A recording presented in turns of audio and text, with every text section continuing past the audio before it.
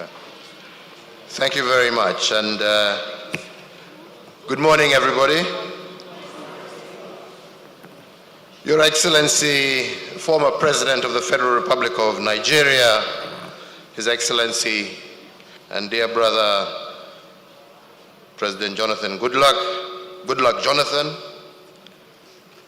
our host, His Excellency Goodwin Obaseki, Your Excellency, the former President of Benin, Thomas Boni Aye, Your Excellencies, the former Vice President of Zambia, and the former Vice President of Nigeria, Your Highnesses, traditional leaders, deputy governors, distinguished participants, ladies and gentlemen, let me begin that I'm deeply honored and humbled to be invited by my brother and friend, the former President of Nigeria, President Goodluck Jonathan, to participate in this forum.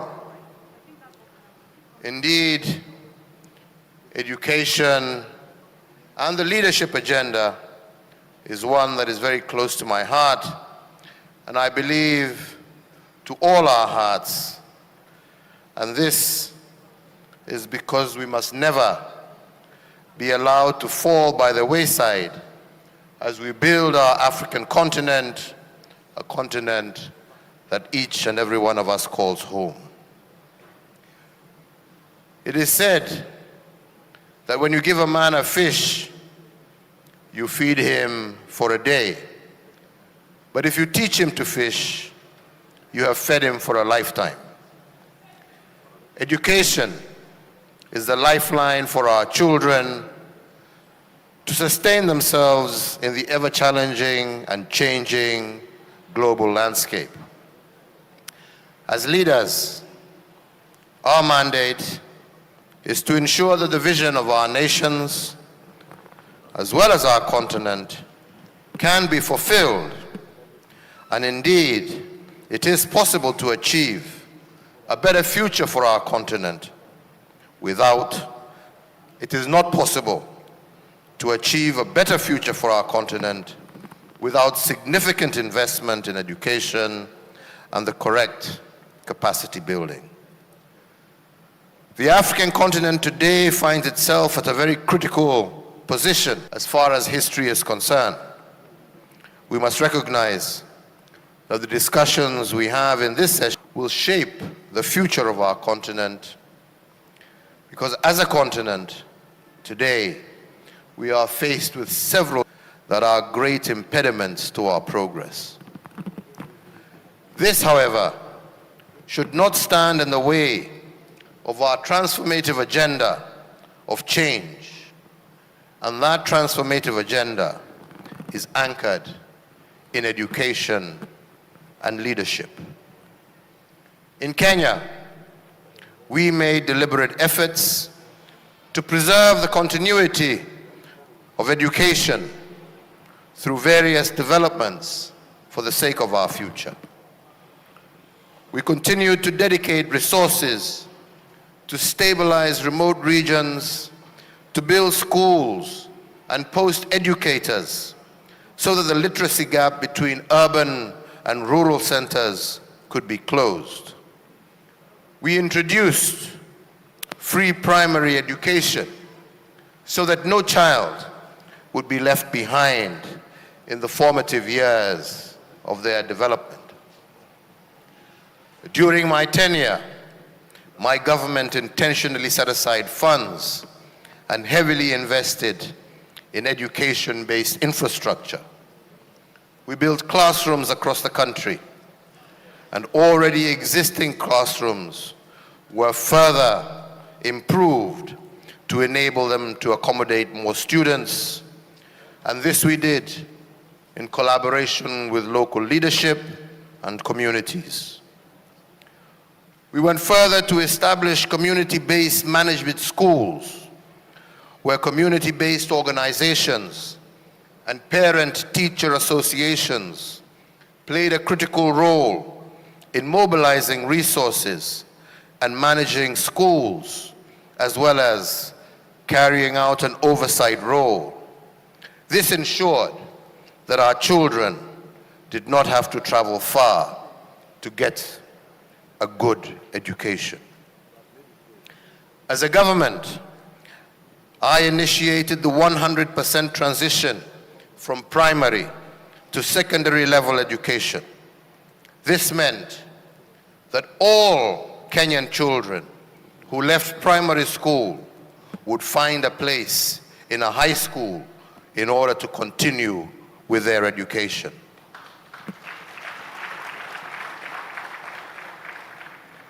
This program ensured that our children from across the country got equal exposure to learning opportunities regardless of their socio-economic background. To further even the playing field, we invested considerably in the digitization of the education sector. Digital literacy was a key priority for Kenya, to ensure that our children were not left out of the global village. ICT laboratories and centers were set up by government to enhance learning environments and digital literacy. Our vision and goal was to ensure that every Kenyan child had the same opportunity, and we embarked on a program to give all children an equal fighting chance in the fast-paced and ever-evolving global village. Our two projects involved re-energizing and refocusing of the education curriculum and improving digital literacy. This also led out to a multi-pronged rollout of ensuring that every single primary school in our republic was connected to the electric grid, and where the grid was not, was powered through solar and other such technology.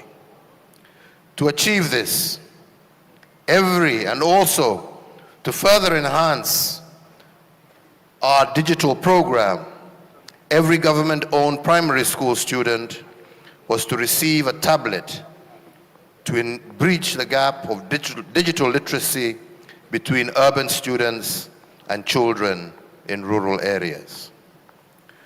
We went further to introduce the competency-based curriculum designed to equip our children with skills and to give them a hands-on approach in problem-solving techniques through assessments made in every stage of their learning. This curriculum ensures that the child's talent is identified and therefore nurtured, them with the opportunity to cast their nets wide when it comes to a selection of a profession. Excellencies, ladies and gentlemen, I share our experiences in Kenya to illustrate the importance of functional education and the place of political leadership in making this dream a reality.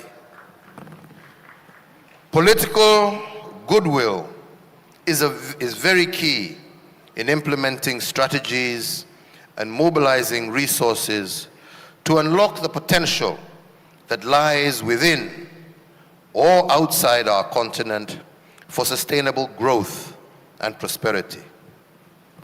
As a continent, we must look at our curricula in comparison with the changing global needs and embrace them that aims to foster critical thinking, innovation, and creativity, as this will bolster the continent to unmeasurable heights. It is our task as leaders of this great continent to empower our young and youth with the tools that will shape and prepare them to be great and active participants in the global economy. It is equally our duty to ensure that our young people become effective agents of positive change in their communities. We must therefore invest in education to ensure inclusivity, diversity, and equal opportunity for all our children. This will help foster a conducive environment for innovation and growth.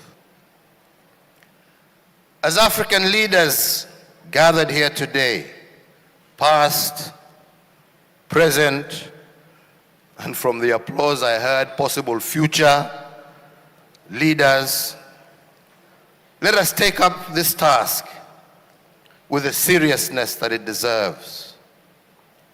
We need to do this in order to prepare our leaders of tomorrow. The deliberations that will be held here today must by all means provide a roadmap, develop strategies and policies that will set our continent on a winning trajectory. We need to understand that the example that we set will serve to teach our precious children who look up to us with expectation and anticipation. Rhetoric and empty promises and lack of tangible actions by we, the leaders of today, only serves to destroy our future. We must therefore lead by example, embodying values of honesty, humility, and servant leadership. We must work on eradicating corruption and the mismanagement of public resources, as they are the cancer that stifles progress and destroys public trust.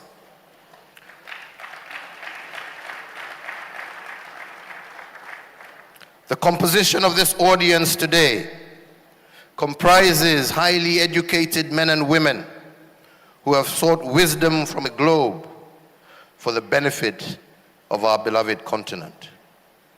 We are therefore charged with the responsibility to ensure that the youth in our respective communities and countries can also benefit from quality education right here in our mother continent, Africa.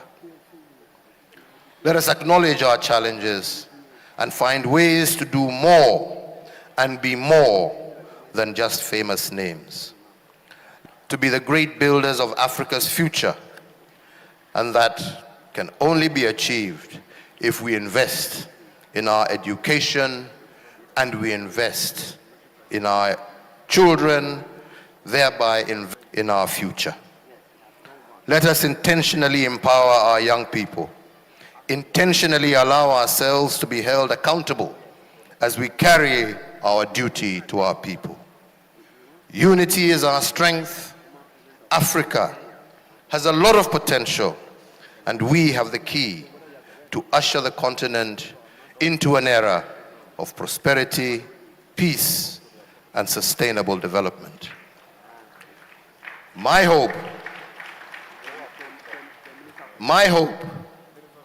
is that the deliberations we begin today will be the step we need in our journey to build the Africa we dream of, an Africa that will secure its place in the global arena by empowering our youth through education. Not just an education, but an education that will make them competitive, encourage them to be innovative, and to embrace creativity. As I conclude, let me take this opportunity to congratulate the Governor of Edo State, His Excellency Godwin Obaseki. I congratulate you for the enormous strides that you and your government have taken to further the education of the children of Edo State. Well done to you and your team. Congratulations once again.